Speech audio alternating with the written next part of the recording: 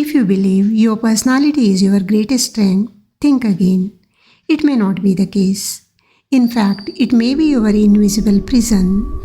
This video helps you find out the truth and shows the way to become free. Most of us spend years building our personality. We polish it, we protect it, we become proud of it. But what is this entity called personality made of? Memories. Memories of countless peaks over the years in our emotional landscape. Imagine carrying a backpack everywhere you go, not filled with clothes, but with memories. Memories of every compliment you have received, every criticism you have heard, every mistake you have made, every success you have celebrated, every failure, every achievement. They may be just remembered experiences, but each one of them contributes to the emergence of a distinct personality. Sri Nisargadatta Maharaj, a spiritual thinker from India, says that we limit ourselves by the very defining factors of our personality. Now think about the ways we normally define ourselves. I am a teacher, I am an engineer, I am an introvert, I am a mother, I am successful, I am anxious, I am spiritual, I am not good enough. Some of these are labels used for social identities for practical purposes, and some are self-created, based on social norms and belief systems. But they become the bricks and mortar to build the structure of our personalities. Over time, something strange happens. The label, I am an engineer, is useful in the workplace. The problem begins when it becomes the boundary of our possibilities. Similarly, with the I am a mother label, you may find it difficult to notice that your child no longer needs the same kind of care. Still worse are the labels such as I am not good enough, because they never allow you to discover and live your stronger self.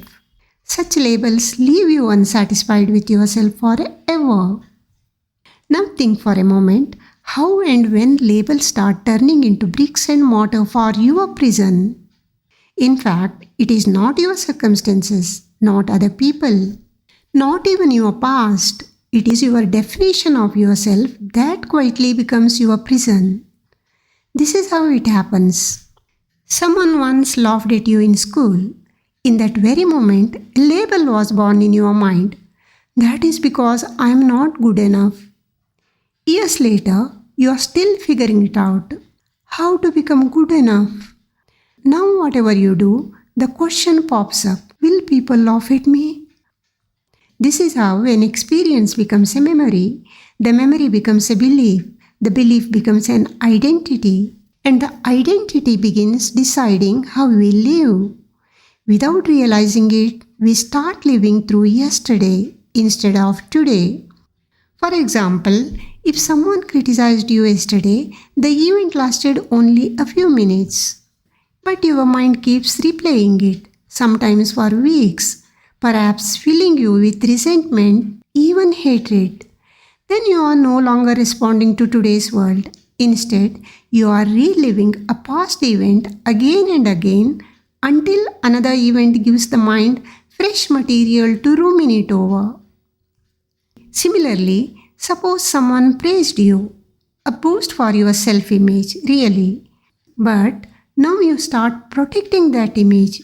Your every action is secretly calibrated to preserve your reputation. You are no longer free to act the way you want.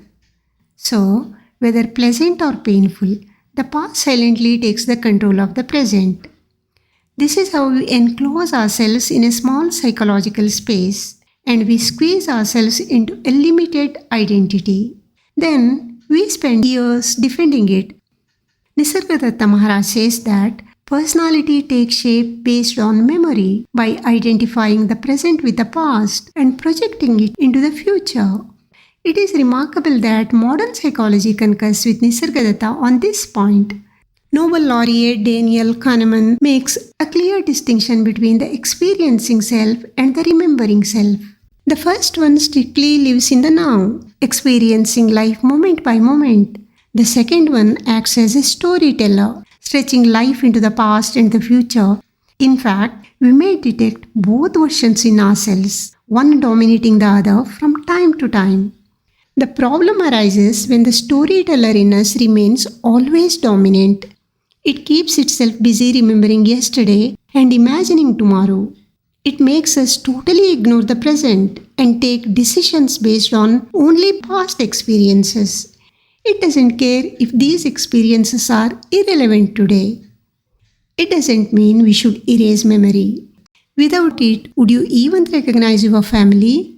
Of course, memory is a wonderful tool. It helps us carry on with our day-to-day activities. The problem begins when the remembering self starts defining who we are. Now let us move one step further beyond psychology, walking along with Sri Nisargadatta. He says, think of yourself as momentary, without past and future, and your personality dissolves. This is a radical statement. It takes us to another level altogether. You may experiment with it right now. Just for a moment, be in the present moment. Live it fully. Allow whatever is presented to your awareness as they are. Sounds, objects, people, or anything in the vicinity. Know that they all exist within your awareness. Now, without losing the present moment awareness, question yourself, who am I? If you do this experiment with total attention, you may notice that no label appears immediately. Instead, there is simply a quiet sense of being aware, perhaps just for the moment. Nisargadatta asks us to refuse to think of ourselves as this or that. He goads us to fight the idea that we are something nameable and describable. It shows the importance of not identifying ourselves with labels. Now, what would be the practical implications of refusing to live with labels?